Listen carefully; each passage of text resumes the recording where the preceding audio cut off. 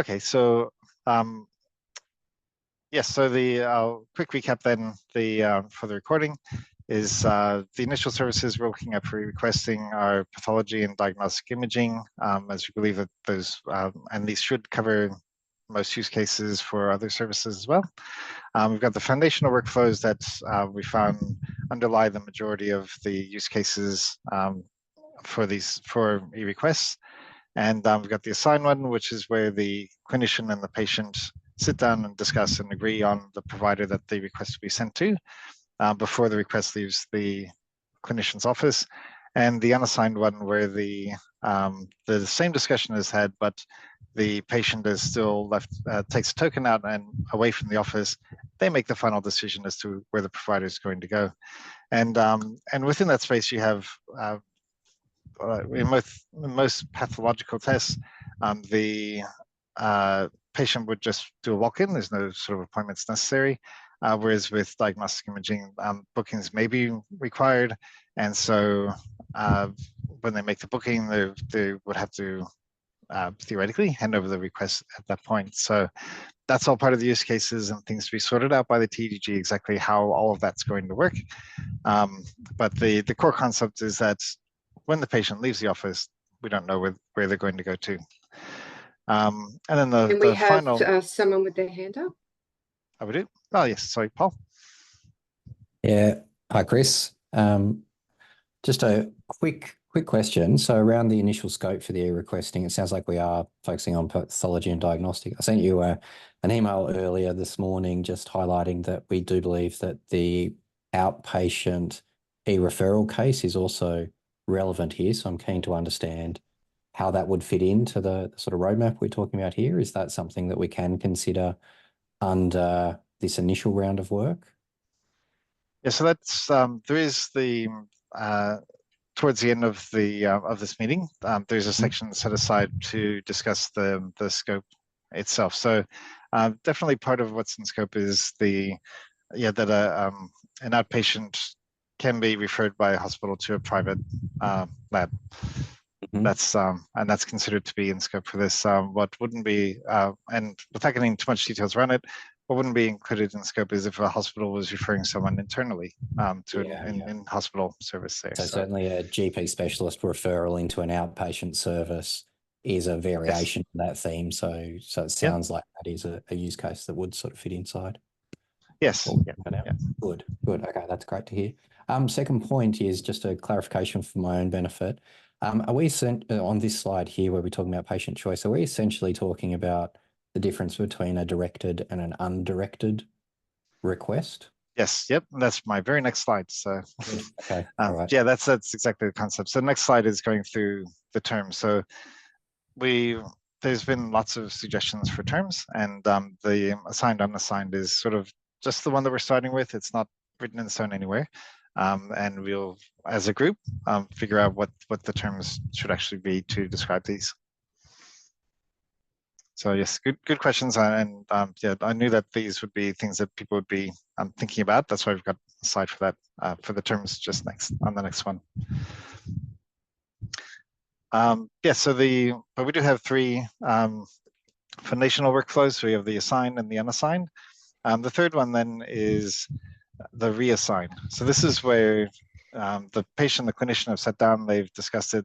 They've said, oh, definitely I'm going to provider A. Patient leaves a clinician's office, and en route, they make a couple of phone calls and decide, oh no, actually I want to go to provider B instead. So as part of the patient choice, that's sort of driving a lot of the things that we're working on here.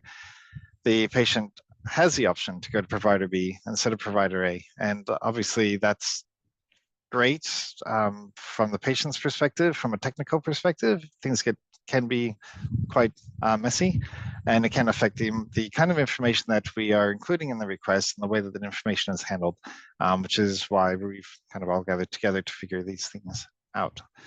So that's why we see these three as being the core things that will happen. Is it's either nice and easy that you decided with the patient and off they go to provider A, that you haven't made any decision, you completely left it up to the patient to figure out, or that you thought you had figured it all out, and then the patient changed their mind.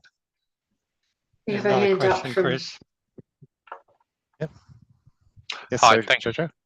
Thank you. Hi, Chris. I was just wondering, with this workflow, these seems to be 3 different workflows on the sort of the happy path. Have you considered the unhappy path or the exception error sort of workflows? The example I'm thinking of is where it is an assigned to a agreed provider, but perhaps the provider is unable to perform that test, so they may reject it or cancel that test.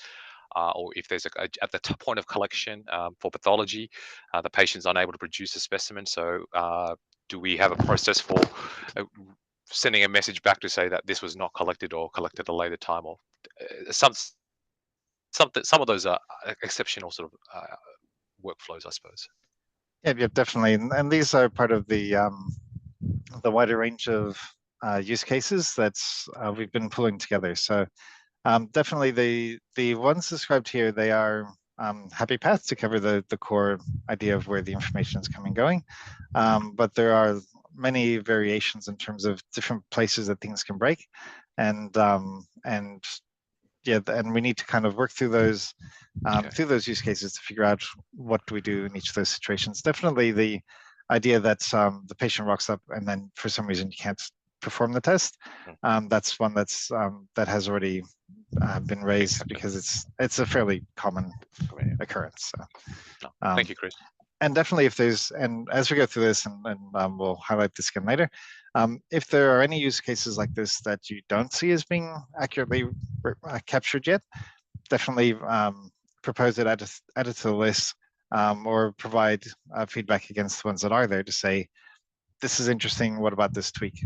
And yeah, because we want to capture all that information and make sure that it has been considered as much as we can. Okay, so yeah, so as we were saying, the terms for assign, unassign, reassign, these were terms that we've applied to it just so we can have consistency through these meetings, these slide packs. But it's definitely not set in stone. So here's a whole range of other terms that have been suggested in terms of what we could call it. And again, we're happy for one of these sets to be used or for a new set to be proposed. It really doesn't make any difference as long as we have that consistency through, not just through documentation, but also through future meetings. So everyone, so there's no guesswork, as you said before, around is this directed or undirected, Paul? It's a case of yes. So we're happy to take feedback on this. I think there's a scope page, a confidence page that we're putting together that will have these on here, and happy to take feedback around maybe we could put it on a different page. I'm not so sure it's really scope. Okay. Yep. Yep. So we'll provide a place. The way, if we understand the change as it is. So the way we understand the change. It's background noise, Chris. Don't worry about it. Okay, cool. Well, good. Okay, yeah. So these are just some, like I said, some other ideas that were brought forward. So, so what we'll do now is we'll go through the foundational workflows and just walk through some of the basic components. And there shouldn't be any real surprises to these, but it's always good to walk through them. So, first one we have, well, firstly, just sort of looking at diagnostic imaging for these three, again, for consistency of message. The bulk of this applies to pathology as well, but it was a bit redundant to basically show the same three workflows twice. So as we're going through these, yes, we're looking at it under the heading of diagnostics, but feel free to think about it pathology and raise any concerns you have as we're walking through them. So at the beginning, we have the decision for request. This is where the doctor and the patient, the clinician and the patient will sit down and talk through and say, yes, you need to have a test done. The clinician then generates a request, and they use their system to send it directly to the provider.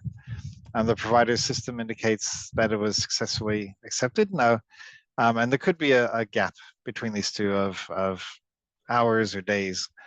depending on the provider and the tests and things like that. Because it's the request being accepted means that the is implying that the provider is saying that, yes, we're happy to actually perform this test for this patient, given the details that you've sent inside the request. And the gap also allows the provider to request further information and get some clarifications there first. For the majority of cases, things like you need an X-ray done, then there's no real reason not to accept it outright. So yeah, in a lot of cases, it could be instant feedback. And then after it's been accepted, then we enter into this state in between whereby we're waiting for the provider to actually, for the patient to arrive at the provider's location for the provider to actually perform the test, and then to go through and analyze the results. So during that whole time, we just have this part here around tracking the request status, because the request itself doesn't change.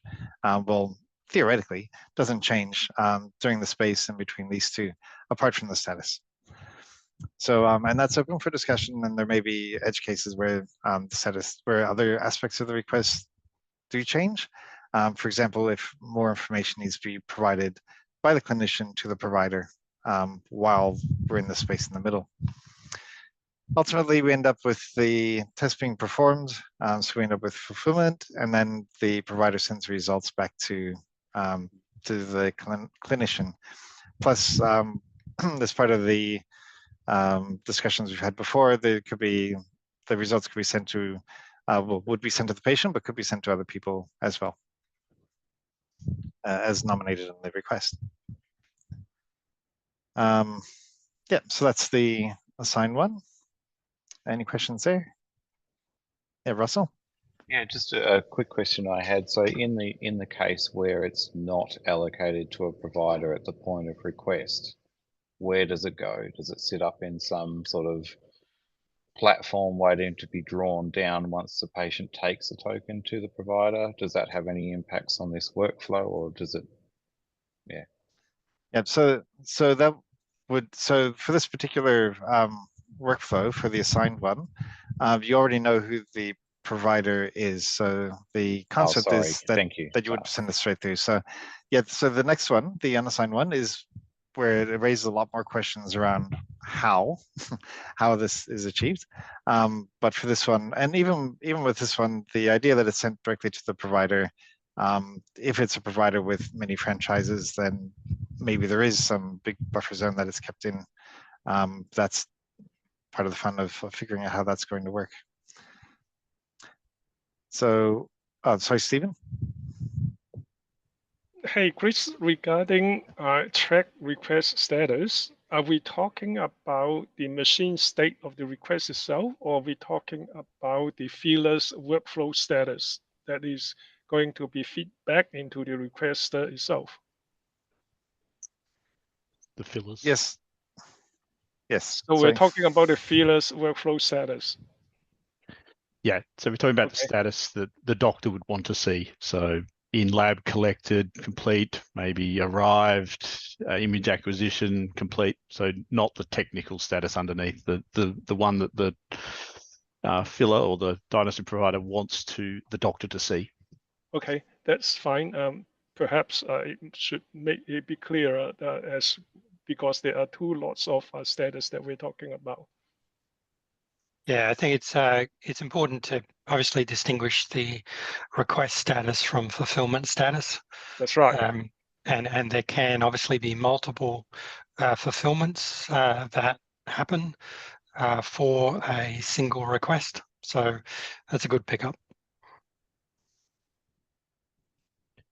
Yes, and it's also sort of not forgot to highlight here that the status would be something that the requester would have visibility of, but also that the patient would see it. So that's where, like Angus and Andy have said, that it's less about the mechanical side of what the fulfiller is doing, and more about what do you want people to actually see. Okay, so moving on then to the unassigned workflow. We start off the same point, discussing with the patient that there must be a test. The clinician will generate the request within their system, and then they will generate a token that they can give to the patient, who can then wander off and do this next bit where they select and book a provider. So changing colors here, again, to highlight these. The gray parts are things that are outside of the request, outside of the of what we are trying to specify. So we know that a request will be generated and we can specify what would be inside the request. But this part here, where the patient goes away and decides what to do with it, is completely open. There are many, many different ways that could be achieved. At some point, they will select a provider, and then they'll send the request off to the provider. So whether that's through a booking system, whether they take it in with them physically in some form, like in a barcode or something, and present it when they get there. That's all. At the end of the day, it doesn't really matter how that happens, as long as somehow the provider gets that request. Then they can push that into their system, and then we again come back to the same point that the assignment went through.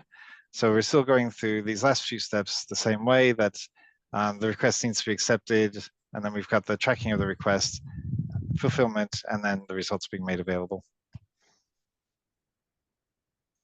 So the key difference between these two is these two steps, where when you know who the provider is, you can send it directly to them. It's a really closed system, and so you can essentially make some assumptions about the way that could work. But with the unassigned, it's a lot more open, and so we just need to work out how to support that.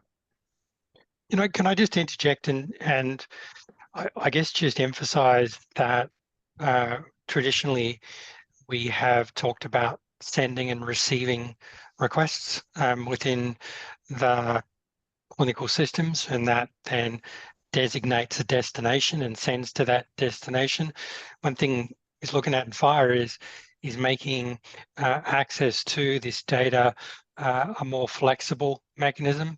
So rather than sending and receiving, it's whether you access and use at a point in time, or whether you provide information for use.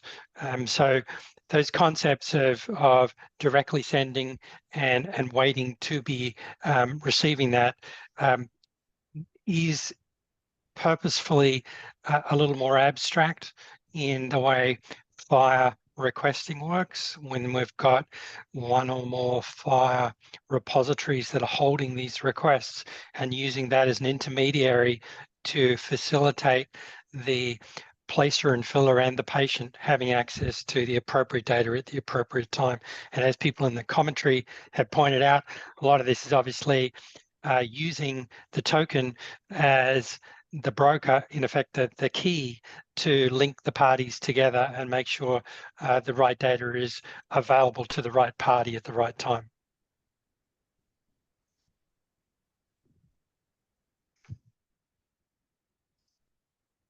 Okay, are there any other questions or comments on unassigned? Nope, all good. Okay, so then we'll proceed on to the reassigned foundational workflow, which is where, again, we start off with the same beginning as assigned. So we'll generate the request, send it to the provider, and that gets accepted by the system. So having achieved that, everyone believes that the patient is off to provider A, but then they have the option there to change their mind. And so they book a different provider. They will hand that request over to the provider, and then that request is then accepted at the new provider. So, and then from that point on, we're back to the same workflow as the others, where tracking the status, get fulfillment, and get the results.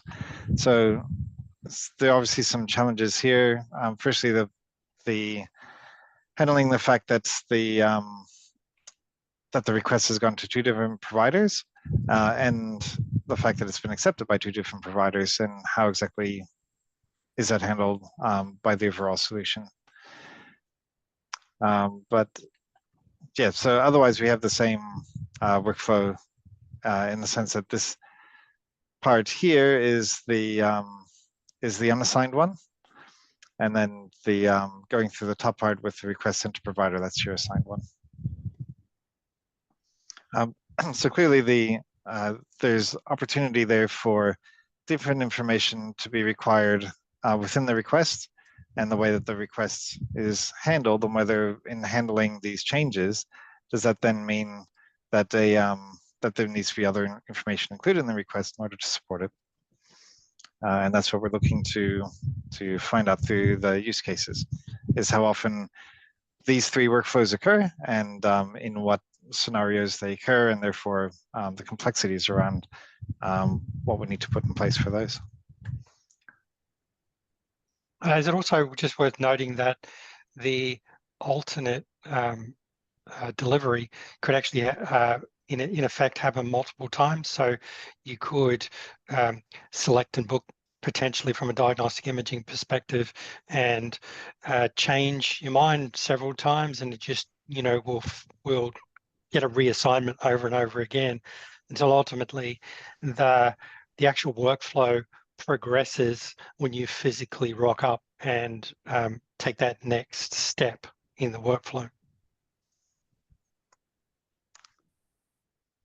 Yes, that's right, because it's not, the test itself hasn't occurred until after the patient's actually arrived and actually started the test. At that point, anything before this line is up in the air.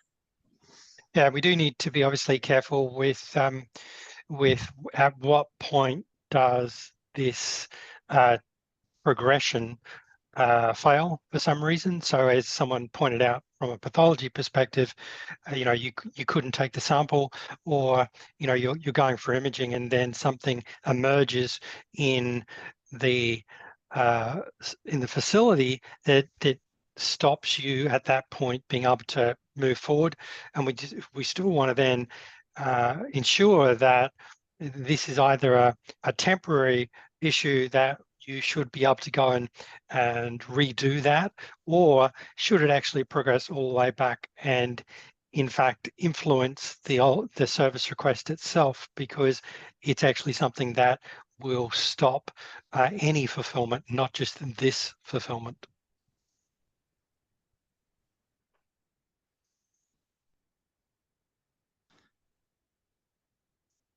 Okay, are there any questions or comments? No? Okay, so I can see there's I can see there's things happening in chat. I can't see the chat. So is there anything anyone wanted to call out from the chat? Well, I think Ferris had an interesting point in the chat. Given the legal requirement for patient choice, do we need to complicate things with use cases 1 and 3? So these are 1. So these are 1 and 3 from the foundational workflows, or from the ones on the Confluence page? So yes, I think foundational workflows. Okay. So I think the comment is, why shouldn't we just make everything unassigned? And I think the response is because today's workflow is not that. So if we're making, that's a big decision to make. It's a radical change from today's workflow. So at the moment, so we're supporting today's workflow and opening a door to a future workflow. And I think also in general, there are reasons for directing a request. There are clinical reasons for directing a request. So making a blanket, and obviously blanket statement is more difficult. And part of what we want to do in this work is to eventually allow for a broader coverage of more general referrals. So you could think of primary care to specialist care referral, and whether they need to be directed or can be undirected is certainly part of the regulations around that. So we have the more general support in the mechanisms. What we overlay then with policy and regulation is kind of, I guess in some ways, independent of the more general mechanisms we provide. So if we talk about today's workflow, though, my understanding of how that works is, sure, the GP may direct a request to a diagnostic provider, but that's usually done with the patient in the room. So is it actually that the patient is selecting the provider with the GP at the point of the request being generated, or they're doing it after they've left the consultation room? So is it a little bit more complex than what we're perhaps documenting here? Yes. I think we're documenting here. So we're documenting here both use cases. So where the patient and the doctor have together made a choice to pick a provider, which is kind of today's workflow, and that is the what we're calling a signed request. They've when they walk out of the office, they've already decided it's going here. And yet the third use case is the patient later, after that decision, changes their mind and decides to go to a different provider, which is the reassigned. And then the third option, which is presented as option 2 here, is that the patient, the doctor, did not make a decision in the doctor's office to choose a provider for whatever reason, and the patient left the doctor without that decision being made. And by the patient then contacting a diagnostic imaging clinic or going to a pathology collection centre, they're therefore presenting some sort of token to the provider, and it's that token that the provider uses to claim that unassigned request.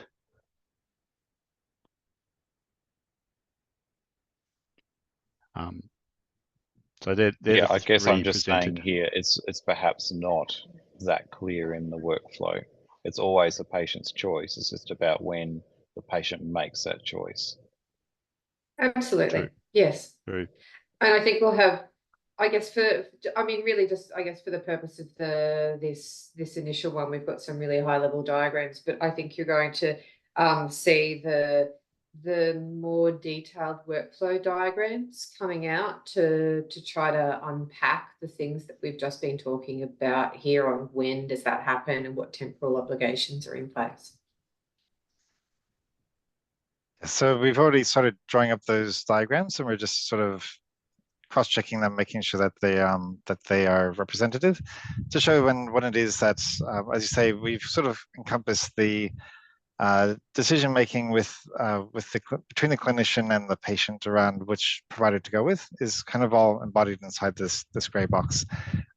When with the new set of diagrams, then it will actually show that the initial start of the encounter, the chat with the about the providers, and then the sending off to a specific provider from there. So that's already in our plan. And once we get the diagrams finalized, then yeah, we'll be sharing them with everybody.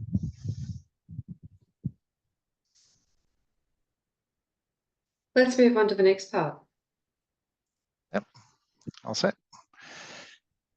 Okay, so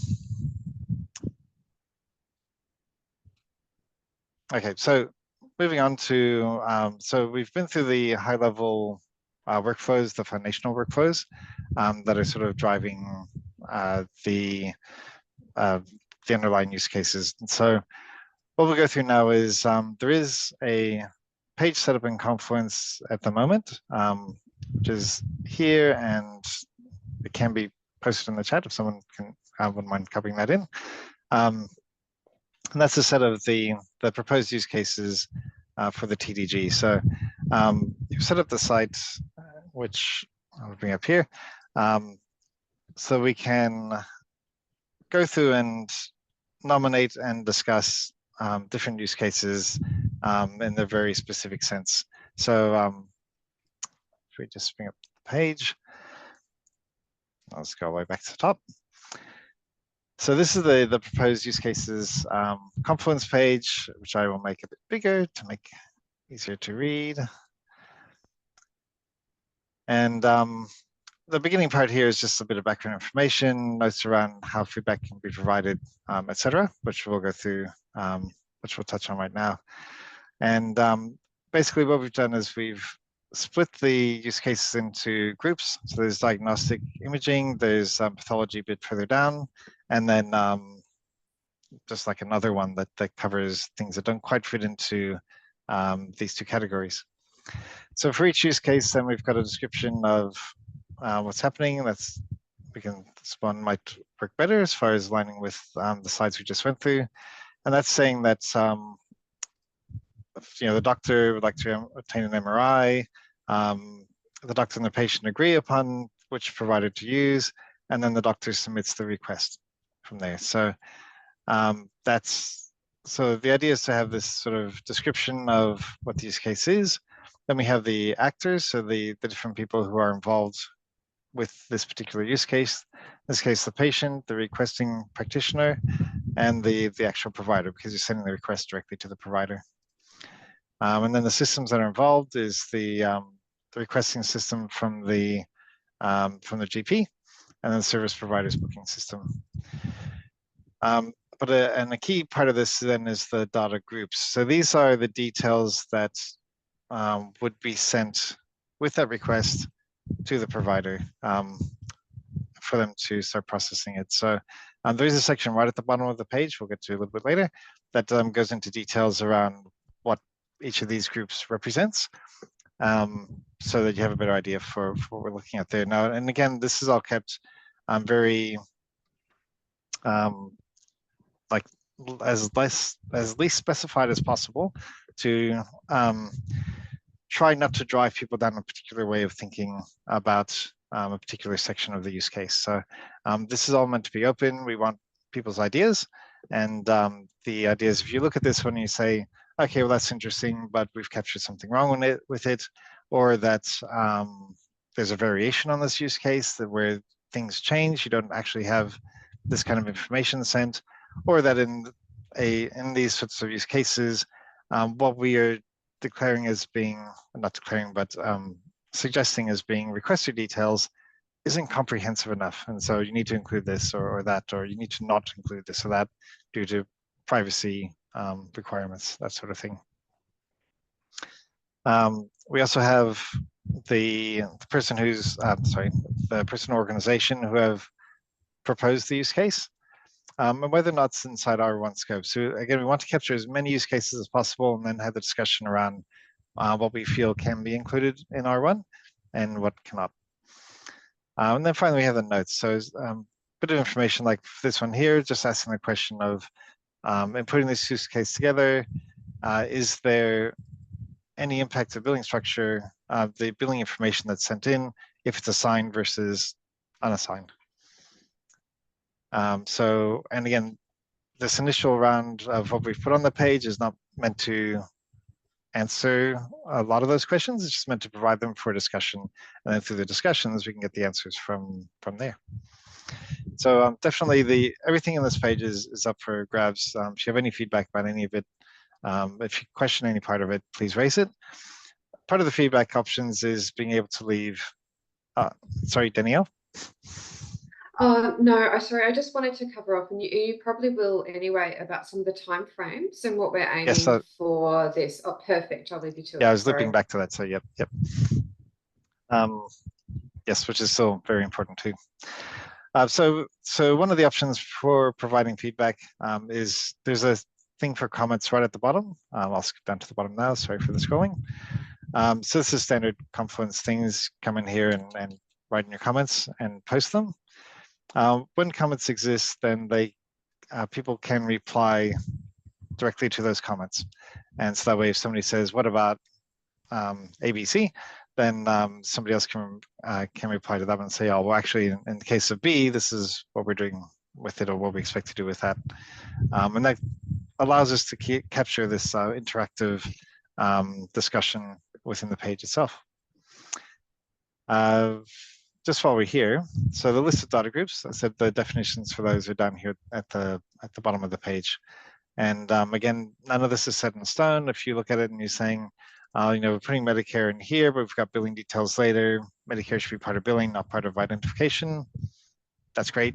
Provide the feedback, and if the group agrees that yes, the Medicare is in the wrong spot, then obviously that will have to be moved. And the other thing here, the definition. So it's, again, going over the assign, unassign, reassign to try and you know, reinforce that where these terms have come from and why they are, why we've chosen those. So yeah, so one way to do the feedback is to do the comment at the bottom of the screen. Another way is to, you can actually highlight a bit of text. You have to be logged into HL7 to be able to do this. But if you highlight the text, you'll get this little box up, and you'll see the first one here is add inline comment. And so if we click on that, then it brings up an editing bit on the side. And again, you can write in whatever comment you like there. When you provide comments this way, it's very similar to the comments at the bottom of the page, except that it's obviously, you can show exactly where in the page you're making the comment about. So if we have a look, so I'm just going to put back to the top of the page. So we can see that there's already been inline comments left here. Thank you, Stephen. So by highlighting this, then we can click on that and it'll show us the inline comments there. We can read through it. And then you can see that Nicholas has replied to that one already. So, and I can add a comment here as well. Whoops. I can add a comment as well, and we can continue the conversation within the space of that one initial bit of text that was highlighted up here. And this provides that whole, again, context-oriented bit. So if the discussion is long enough or considered high enough priority, then maybe we can set aside a discussion time in a meeting to go through them. Yeah, Chris, my comments are more about a scope clarification questions rather than a critique on the use case. Well, yes, exactly, and that's happy to capture those things to do with scope as well, because the use cases and the scope are obviously very closely intertwined there. And so if there's any question around what's in scope or out of scope, we need it may result in use cases being added or removed from the list. Yeah, because ultimately this is a list of the proposed use cases. So this isn't the final list. There's another page where we will be transferring use cases into the final list. Say these are the ones that are that we are going to run with, which is this page here. So there's a link to it. If we go to that page, you can see here that, again, similar information at the top, and then these three are currently empty, waiting for things to be agreed. Data groups defined there again, and you can see that Angus already left a comment there. And yeah, so again, this is what it looks like as you start to add comments, and you can see that there's a reply here. So if people are writing comments to the bottom of the proposed page, then you can reply to those directly as well, or like it, or yeah, not delete that. Now, as Danielle mentioned, there is focus on timeframes. So we have a face-to-face workshop happening 13th and 14th of Feb in Melbourne. And we would like to go through and get a base set of use cases agreed to by the end of those workshops. Because shortly after that, so the releasing for comment in general will happen on the 1st of March. So there's not a lot of time between them. It's basically just cleanup time from what comes out of the workshops. Danielle. So we're asking for people to go through, I think, really over the next 2 weeks, basically go through those use cases, put in any comments, and especially maybe propose new ones, because coming into the workshop, we can't discuss every single use case on the day. So we're going to also be putting out, I guess it's a survey to say which are the ones that are our high priorities that we need to go through and discuss, and to also focus those on what we're going to achieve in the release one scope. And we'll start going through those in the workshop on the 14th, not just let's agree on a whole baseline set, but also to pick a couple and really go through and try to workshop as a group, go through those, I guess, selected use cases.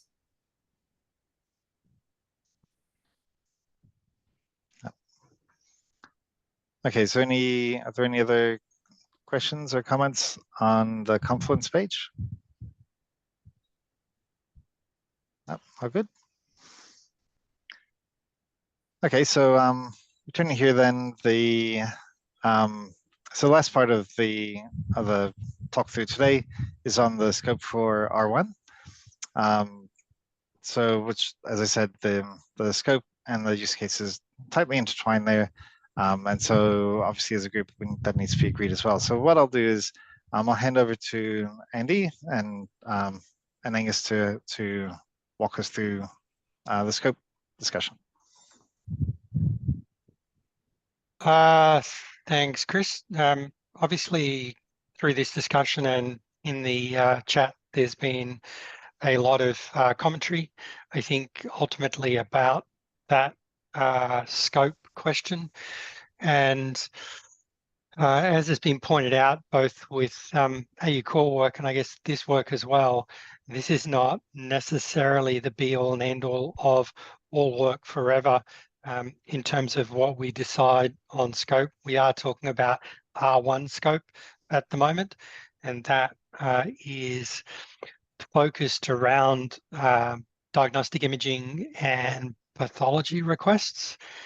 That means we are not trying to cover off reporting within this, but there are kind of always going to be those kind of boundary condition questions, and in particular, you'll see under the in scope for R1 kind of commentary here that we have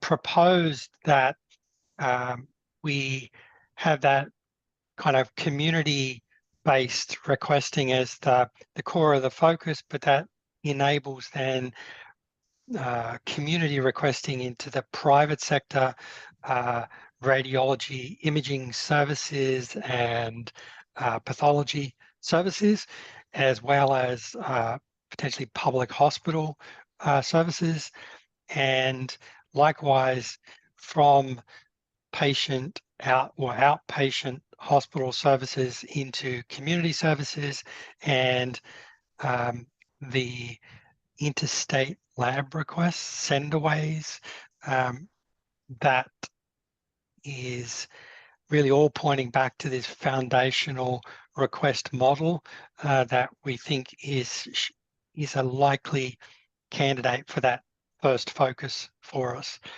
This is not to say that as we do this work, we shouldn't be proactively looking at the impact of decisions we make in R1 on the next step, both including potentially the space of hospital requesting, in-hospital requesting, as well as the more general referral. And there was commentary in there about, for instance, interventional radiology and that crossover into referrals for the service. There's also been some questions there around this concept of booking and provider selection is actually quite a rich space. It's not a simple space of it's absolutely always this one booking kind of process. There are certainly nuances to it. We are not looking to provide the support for booking in this, but it's always going to be part of, I think, the conversation we have. Angus? I just wanted to question whether, and not to you, Andy, to the whole, probably to Chris, on the last dot point on the in scope, I don't believe is correct. So maybe interstate lab requests is in scope, but certainly sendaways in the traditional understanding of sendaways, my understanding was not in scope. So in lab to lab, where we don't do that test, but we service the doctor by sending it to another lab who do it for us, who send it back to us, and we send it back to the doctor. That's not necessarily in our scope. Whereas here it is saying it is. So just calling that out. Okay, yeah. So is that due to the mechanism that the information we handled is more likely to be in-house? Yeah, I don't think we're building a system. It is a whole another world. Labs communicating with each other and sending tests between themselves. I don't believe that's part of our scope. Not if they can reuse our solution as to do that, fine. But I don't think we're building that system. Without I understanding agree, that's the not part of it. jargon, who is the sender in this scenario? All the others have got a sender receiver. There's no sender receiver pattern in this item. Who's the sender? Who's the sender? So at least it was lab. So yeah, lab to lab. Lab to lab. Okay, yeah, I thought that was out of scope. Yeah. Interstate lab request probably can be in scope. Like I'm in Queensland, I've got a pathology test. It was not assigned to any provider. I go to WA and walk into a collection center and have it done.